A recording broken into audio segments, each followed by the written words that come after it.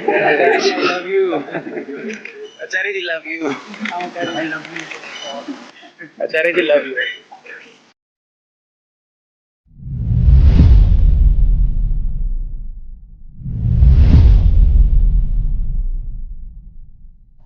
नमस्ते आचार्य जी।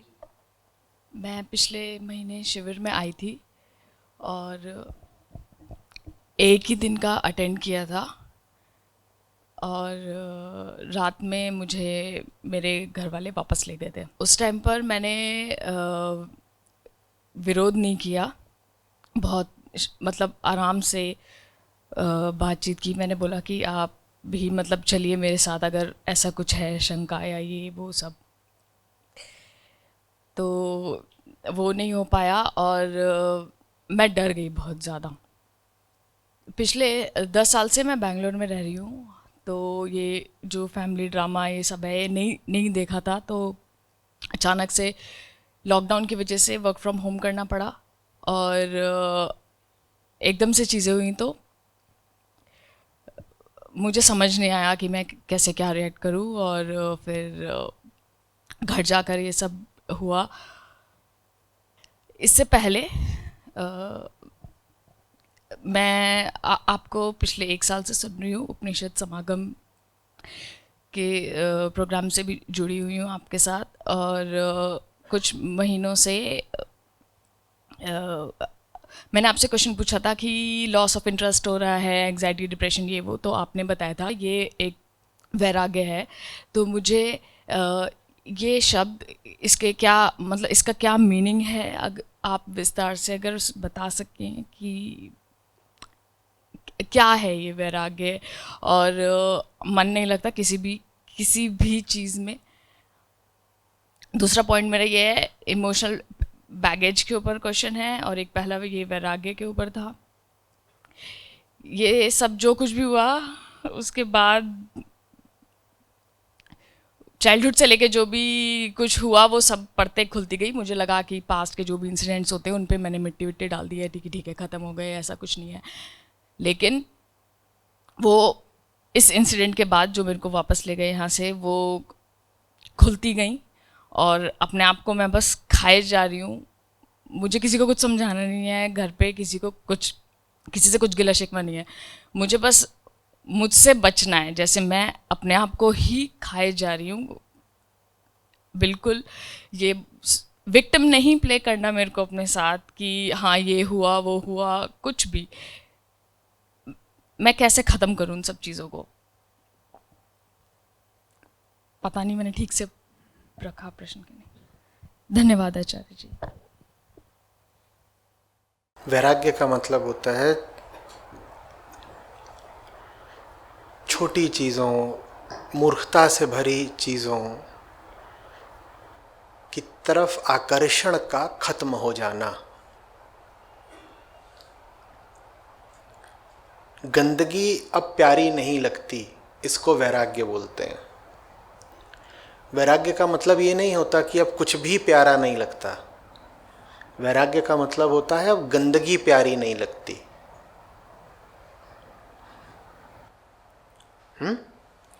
अब कचड़ा रुचता नहीं, इसको वैराग्य बोलते हैं। साफ है ना एकदम? खतरनाक है वैराग्य तो अच्छी चीज है ना, कि नहीं?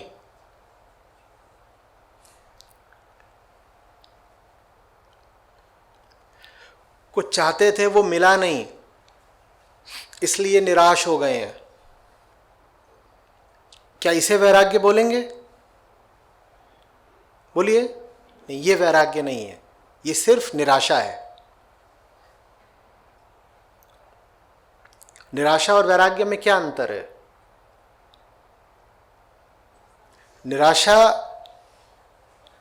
में अगर पुनः संभावना पैदा हो जाए मनचाही चीज पाने की, मनचाहा कचड़ा पाने की, तो निराशा आशा में तब्दील हो जाएगी, क्योंकि कचड़े के प्रति आकर्षण पूरा पूरा अभी भी है। ये निराशा है। और वैराग्य कहता है कि कचरा तुम हमें सोने की थाली में परोस के दे दो, हम तब भी नहीं लेंगे, क्योंकि हम जान गए हैं कि ये कचरा है।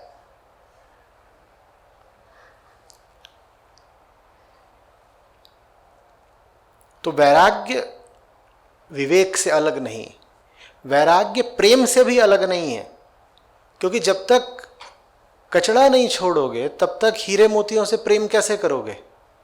तुम ये तो नहीं कह सकते ना कि मुझे धूल से और हीरे से एक साथ प्रेम है। तो वैराग्य प्रेम भी है, वैराग्य समर्पण भी है, वैराग्य सब कुछ है। वैराग्य कोई नकारात्मक शब्द नहीं है। वैराग्य में क्या छोड़ा जाता है? सिर्फ वही जो कभी पकड़ना ही नहीं चाहिए था, जो क्षुद्र है, जिसका कोई मूल्य नहीं है, उसे छोड़ने में तकलीफ कैसी? आपके हाथ में धूल लग गई है, आपने ऐसे झाड़ दी, बड़ी दुख की बात है, रोएं, शोक करें, ये वैराग्य है। और आपके हाथ में धूल लगी है, आप उसको माथे पे लगा रहे हो, सर पे लगा रहे हो, चाट रहे हो, ये सांसारिक राग है कि संयोगवश कुछ लग गया था, उसी को चाटे जा रहे हैं, ये सांसारिक राग है।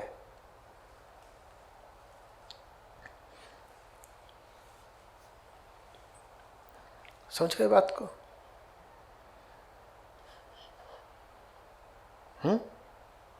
और क्या पूछा वैराग्य के बाद?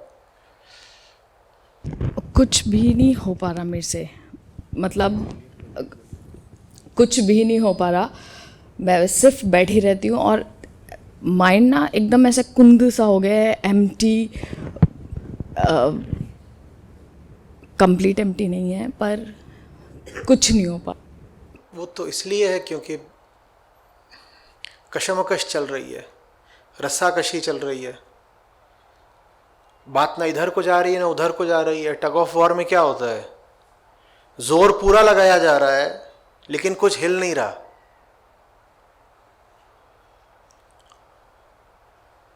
ये स्थिरता नहीं है, ये सिर्फ आंतरिक संघर्ष है। मन में गृह युद्ध चल रहा है। किन किन के बीच में लड़ाई चल रही है भीतर? रस्साकशी के दो पक्ष कौन से हैं? एक सच्चाई और दूसरी तरफ झूठ। सच्चाई आपके भीतर इतनी प्रबल हुई नहीं है कि आप उसे जिता दें, तो वो भीतर एकदम बराबरी का मामला चल रहा है। कांटे का मैच है भाई, न ये पक्ष जीत रहा है न वो पक्ष जीत रहा है, सब बराबर चल रहा है भीतर। बराबर का स्कोर क्या है? Love all. किसी एक को तो लव कम करना पड़ेगा ना। लव ऑल चलता रहेगा तो कोई नहीं जीतेगा, मैच ड्रॉ हो जाएगा, एक्स्ट्रा टाइम में चला जाएगा। एक्स्ट्रा टाइम को फिर कहते हैं पुनर्जन्म हो गया, पुनर्जन्म हो गया। किसी एक के प्रति लव बढ़ाइए। वो जो पुरानी कहानी है, भीतर दो भेड़िए होते हैं, एक सफ़ेद एक काला, दोनों लड़ रहे होते हैं, कौन सा जीतता है? जिसको आप जिताते हैं। लव ऑल चल रहा है, देवासुर संग्राम है, देव भी हैं दानव भी हैं, बिल्कुल बराबर की बात चल रही है। कौन जीतेगा? जिसको आप जिताएंगी। चल रहा है भीतर सागर मंथन। शुरू में उससे क्या निकलता है? विष, वही निकल रहा है अभी। सही पक्ष को जिताइए। दूसरा ये था कि इमोशनल बैगेज के बारे में, कि मैं जो भी जैसे पास्ट में जैसे होता रहा है, ये सब जो एपिसोड हुआ, एक मन तो कहता है कि अरे ठीक है छोड़, क्या क्या करना है, हो गया ये वो, पर ना जो कंप्लीटली उससे ना ख़त्म नहीं कर पा रही मैं। क्या इमोशनल बैगेज है? ठीक है, मैं खुल के बताती हूँ कि अभी अच्छा, मुझे वापस ले जाने का कारण ये था, कोई था बंदा, ठीक है, रिश्तेदारी में जो भी, वो किसी बाबा के शिविर विविर में गए, जो भी उन्होंने अपनी फैमिली बच्चियाँ बच्चियाँ छोड़ दी। बाद में पता चला कि एक्स्ट्रा मैरिटल ये सब था, ठीक है। अब मुझे ना मेरे दिमाग में ये बात घर कर गई है कि अब मैं मतलब ऐसा क्यों सोच रहे हैं कि मैं भी ऐसा करूँगी, मतलब ऐसा कैसे सोच सकते हैं। देखिए, ये समाज का सामूहिक कर्मफल है जो सबको भुगतना पड़ता है। आप जितना भुगत रही हैं उससे कहीं ज़्यादा तो मैं भुगत रहा हूँ ना। हमारे धर्मगुरुओं और बाबों ने जो करतूतें करके रखी हैं वो मुझे भी तो भुगतनी पड़ती हैं। पहली प्रतिक्रिया यही आती है, ढोंगी बाबा, मैंने ऐसा क्या करा है कि मुझे ये सुनना मिले, लेकिन सुनने को मिलता है। तो ये तो हमारे अतीत का कर्मफल है, वो सबको भुगतना पड़ेगा। भुगतिए, आप भुगतिए, सब भुगते हैं, मैं भी भुगतूंगा।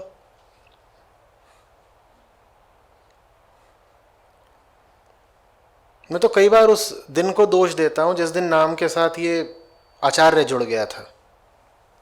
हटाओ इसको, सारी समस्या यही है। मुझे उससे क्या मिल रहा है आचार्य वगैरह से? सीधा साधा बढ़िया अपना एक नाम है, उसको लेके चलेंगे।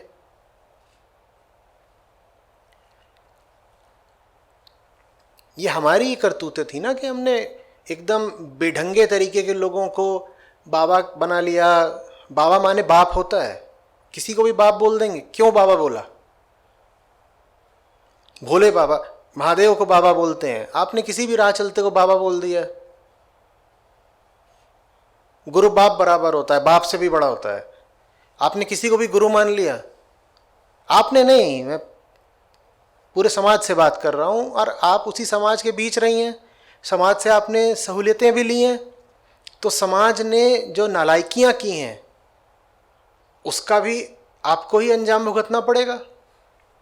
आप जिस माइक से बात कर रही हैं उसका आविष्कार आपने नहीं किया ना, लेकिन फ़ायदा आप उठा रही हैं। उसी तरीके से समाज ने जो नादानियां करी हैं अतीत में, उसका दुष्परिणाम आपको भुगतना पड़ेगा। आप ये थोड़ी कह सकती हैं कि समाज ने जो अच्छे अच्छे काम करे हैं मैं उसके मज़े तो लूँगी, उसका सुपरिणाम तो मैं लूँगी, लेकिन समाज ने जो गंदगी करी है उसके छींटे अपने ऊपर नहीं आने दूंगी। तो ये तो भुगतना पड़ेगा, सबको ही भुगतना पड़ेगा।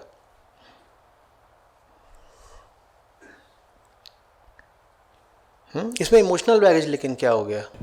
मुझे ये लगता है कि जैसे being an eldest in the family की, ठीक है, मैंने अपनी समझ से मतलब जो भी था, वो एक जॉइंट फैमिली वाले होते हैं ना, कले कलेश, वो सब मैंने भुगत लिया। हाँ, मतलब हो गया, डन। मतलब जब 18 ईयर्स की थी मैं, हो गया वो। अब मेरे अंदर क्षमता नहीं बची है ज़रा सा भी ये सब ड्रामा लेने की। पता नहीं कि क्षमता नहीं बची है या इच्छा नहीं है या ऊब गई हूँ, मुझे नहीं पता।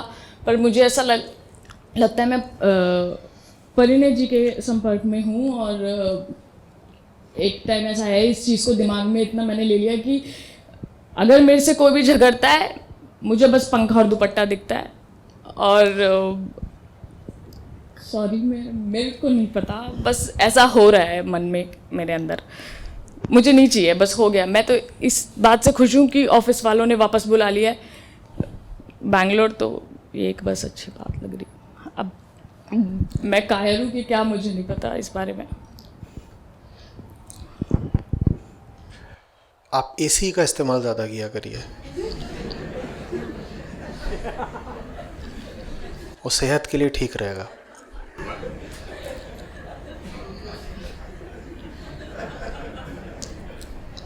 एसी से क्लाइमेट चेंज थोड़ा बढ़ेगा, लेकिन पंखा कुछ ठीक नहीं।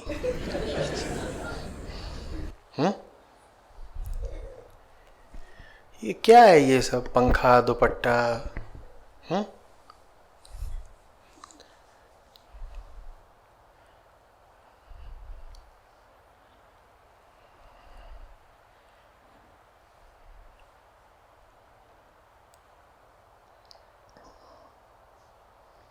आप काम करती हैं, आप वर्किंग हैं, आप बेंगलोर जा रही हैं, जाइए काम करिए। आपकी जिंदगी इतनी सस्ती है। तो माल घटिया आता है आजकल मार्केट में, पंखा टूट गया तो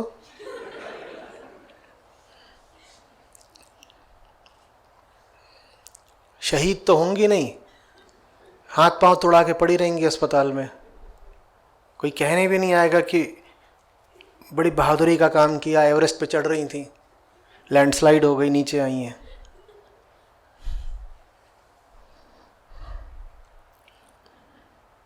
कहीं ना कहीं इसमें ये भाव तो है ही ना कि मैं शहादत दे रही हूँ, देखो दुनिया इतनी जालिम थी, मैंने अपनी बलि दे दी।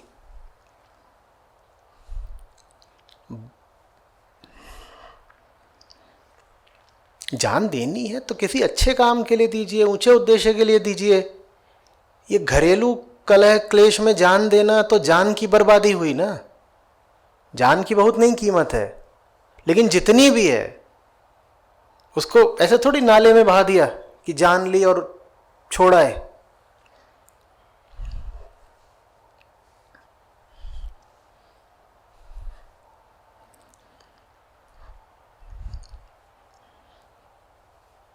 मेरे साथ कमजोरी का कोई काम नहीं है।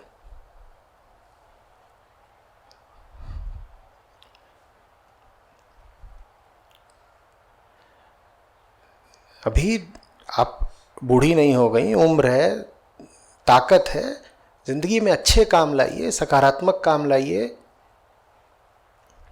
बहुत कुछ है इस वक्त दुनिया में करके दिखाने को, और वो आपको ही करके दिखाना है। अपनी जिम्मेदारी पहचानिए। आप अगर मर रही हैं तो अपनी जिम्मेदारी से मुंह मोड़ रही हैं। अपराध है इस तरह से मरना।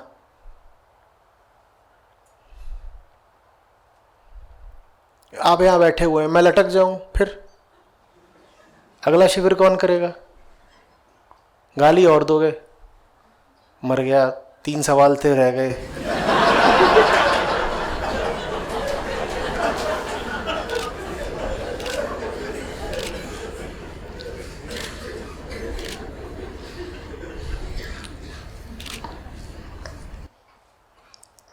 तो अपने लिए जियो ना जियो, काम बहुत है, उनके लिए जीना पड़ता है ना।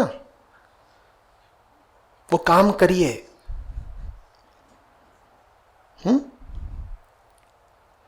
मुझे लग नहीं रहा आपकी नौकरी आपको व्यस्त रखती है पूरी तरह। क्या पकड़ रखा है? ऐसे ही बोल दीजिए।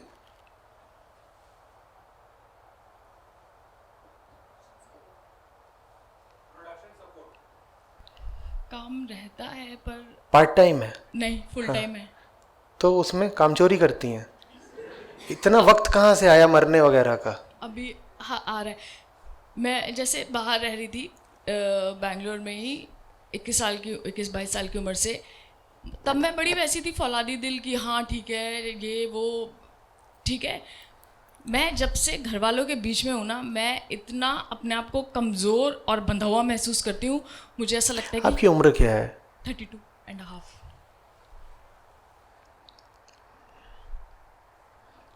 ये 20 साल पुराने सवाल हैं। 12 की उम्र में आप कहती हैं कि मैं घर वालों के पीछे बंधी हुई समझ में आता। आप खुद कमाती हैं, आप 10 साल से कमाती हैं, आप बंधी हुई कैसे हैं? मैं जान नहीं पा रहा हूँ। क्या करते हैं? आपको बिस्तर से बांध देते हैं? कैसे बंधी हुई कैसे हैं आप? कैसे बनती हैं? यही कि फैसला सुना दिया यहाँ से। नहीं तो फैसला तो कुछ भी कोई सुना सकता है। मैं आपको फैसला सुना रहा हूँ, आपका कद 6.5 फुट है, मैंने फैसला किया, तो आप मान लेंगी? फैसला सुना दिया तो सुना दिया, आपने मान कैसे लिया? आपको मजबूरी क्या है एग्जैक्टली? और जो भी मजबूरी है वो पंखे दुपट्टे से हल नहीं हो जाएगी।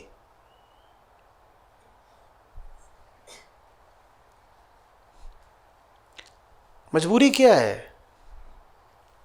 मजबूरी है मेरे से खुद को, ये जो इमोशंस आ रहे हैं ना, ये हैंडल नहीं हो पा रहे। और मुझे नहीं, मैं नहीं समझ पा रहा हूँ क्या नहीं हैंडल हो पा रहा। आप एक वर्किंग वुमन हैं, आप 10 साल से कमा रही हैं, आप परिपक्व उम्र की हैं,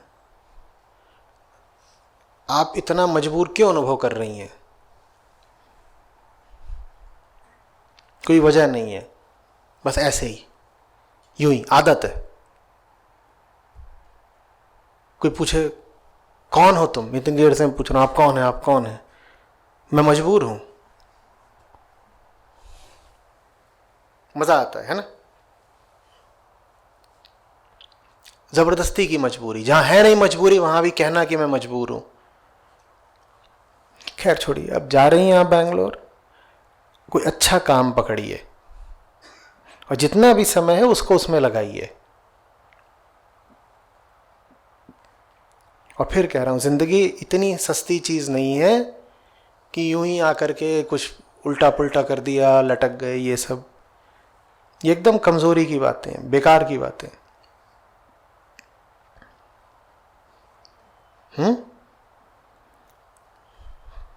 वहीं बैंगलोर में ही कोई सार्थक काम खोजिए, अपना खाली समय उसको दीजिए, लग करके काम कीजिए, थका करिए, मग्न रहा करिए मौज में।